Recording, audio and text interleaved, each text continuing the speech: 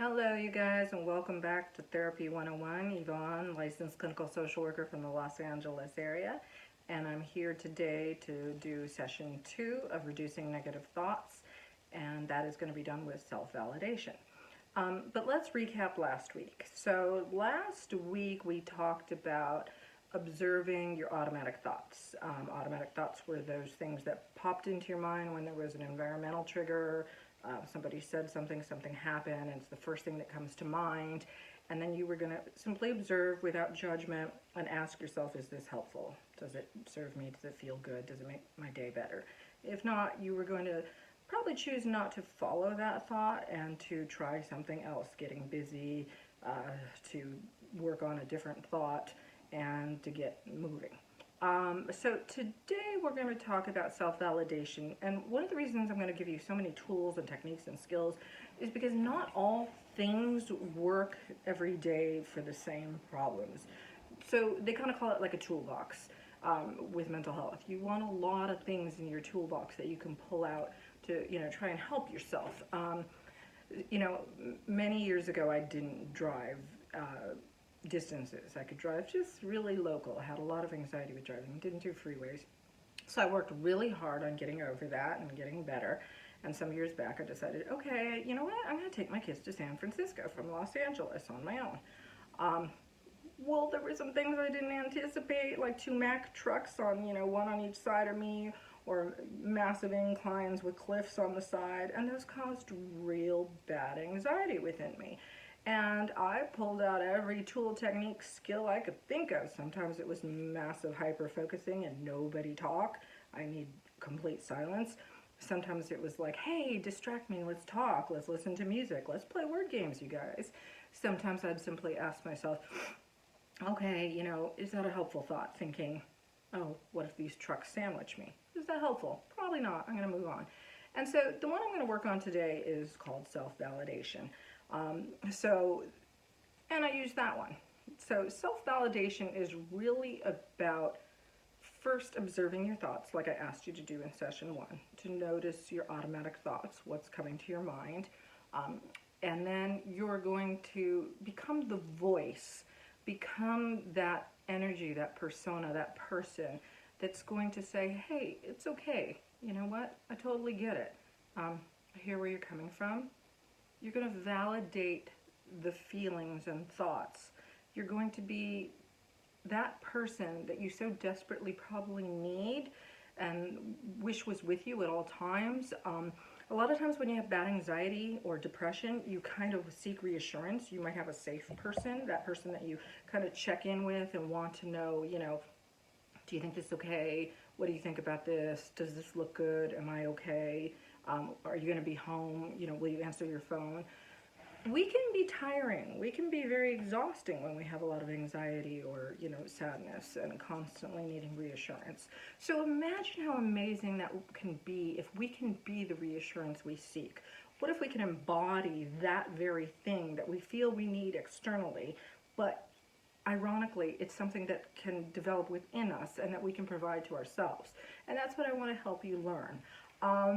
So a lot of us didn't get validated as children, meaning parents or teachers or coaches or counselors or different people in our lives kind of said, oh, stop thinking about that. Don't worry about it. Get over it. Why do you even think that? Oh, okay, I don't want to hear it anymore. Whoa, that's harsh, right? That doesn't feel good. It kind of makes you ashamed. It made you shut down probably. It made you not want to speak. It made you feel like everything you're thinking or feeling is kind of nonsense and should be disregarded. So no wonder so many of us are so hard on ourselves still to this day with that kind of energy of, when something is harsh in our thoughts, we simply disregard, we dismiss. So validation is to not dismiss, to not disregard, to not judge, to not come down hard on yourself. It is loving, nurturing, caring, accepting. Accepting, what a wonderful word. What if you accepted yourself? What if you were that very person that instead of constantly being in a place of judgment, came to accept yourself? Imagine being the accepting voice and energy that you often are for your loved ones or your friends or people you respect or care deeply about, um, it can feel really, really good. It can kind of bring a mood down and kind of affirm where you're at. Now, here's the thing. You don't have to agree with what you're thinking or feeling. You don't have to say you're right. Very much like in any relationship with your children, with your husband, wife, mother, father, sibling, you want your relationship to go better, try validating their feelings. Not in a mocking way. You know, you don't want to be like, oh, okay, that must be so hard. But to genuinely say, that sounds like it's really hard on you. Okay, I get that. I get that you really feel this strongly. You want to see someone de-escalate? Do you want to see someone, you know, not attack back? Try that. It really kind of brings a harmony into relationships to say, I get it. I hear where you're coming from, and I accept that. You don't even have to finish up with the but, however I feel. You can just simply validate their feelings. So we're going to try and do that with ourselves. And how do we do that? First step is observe and notice your automatic thoughts. So let's take an example. Let's take the example that you didn't get that job you were really trying very hard for. You didn't get that promotion. You were overlooked for it. Your boyfriend, girlfriend, husband, wife, they want to see other people. They want to separate. They want a divorce. You just haven't been able to meet anybody. You just have been alone for so long. And it's become really hard. So you may feel like a loser. You may feel pathetic. You may feel like a moron. You may feel unlovable. You may feel unseen. You may feel unworthy. You may feel a lot of harsh words. So sometimes we then layer that with a secondary emotion. What would that mean? So a secondary emotion on top of that would be like, oh, you're so stupid. Don't even think that. Don't focus on that. Don't worry about that. Whoa, that's not helping you. So you're going to come back, observe it without judgment, and then you're going to try validation. So what would validation look like? Maybe something like, oh, okay, I get it. I really wanted that job. This is really hard. Or I was really happy in this relationship. Or I really wanted things to work out. No wonder this is painful. I get that, okay? You may not be aware of your emotions and feelings because that doesn't always come naturally to us. A parent, especially when parents kind of dismissed our feelings or, you know, people that we looked up to kind of brushed it aside, we may kind of got the feedback and idea that, you know, don't go there, don't notice that. But it is important. It may not come automatically while you're trying to validate yourself, but over time, it will become easier. And you know, you can just print up a list from online of feeling words and you may be like, oh yeah, that one, shame. I feel total shame. That's a good one. So here's the other thing. When you become that validating voice, you can ask yourself questions. It's kind of awesome. You can be that very therapist that you know, wish was in your pocket and kind of say, wow, you know, that sounds really hard, and I understand why you're coming down on yourself. How does that make you feel? What are you feeling about that?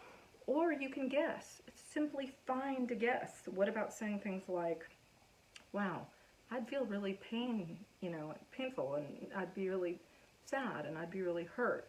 Are you feeling those things? That's totally fine. So very much like session 1, I said, give this your own voice and terminology and words. Kind of like, you know, is this a helpful thought? Is this working for you? How does this make you feel? Do I like this thought?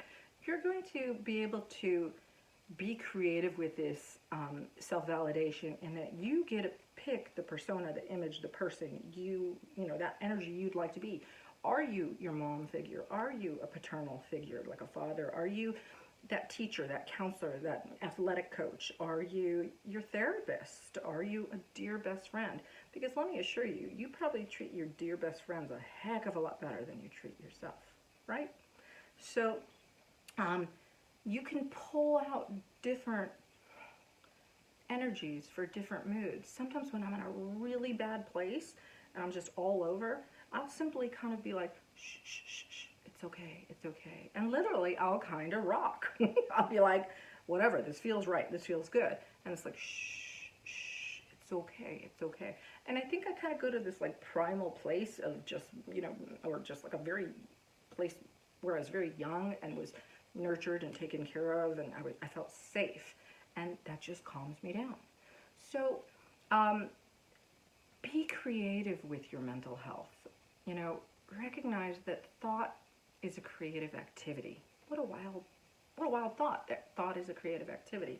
The philosopher Henry Thoreau said, "It is not what you look at that matters, but what do you see." And very much like what you're going to see, what do you think? What do you think and see when you look at something? You have the option to kind of edit your story. You can rewrite all those things that you have been thinking and feeling. You get to edit it with a creative mind. So bad anxiety, bad mood imbalance, bad depression is extremely exacerbated with our creative minds. But imagine taking and harnessing some of that creative energy and recognizing that, wow, I can kind of flip it, I can turn it, I can go in a different direction, I can be a supportive voice, I can rewrite my story, I can edit my story, I can go in different directions, I can say, I get it, I know what you're feeling. However, maybe you still want to try for other jobs. Maybe you still are willing to meet other people.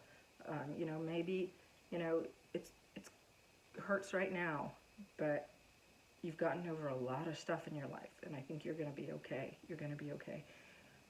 You can be that very source you've sought outside of yourself, and it's internal. It's within you. You embody that very thing you've thought you needed and couldn't find. What a revolutionary thought, that you are the healing you need. Okay, you guys. So you're going to simply, let's recap, you're going to simply notice your automatic thoughts. You're going to, if you are able to, notice the feelings, and you're going to validate. You're going to say, I get it.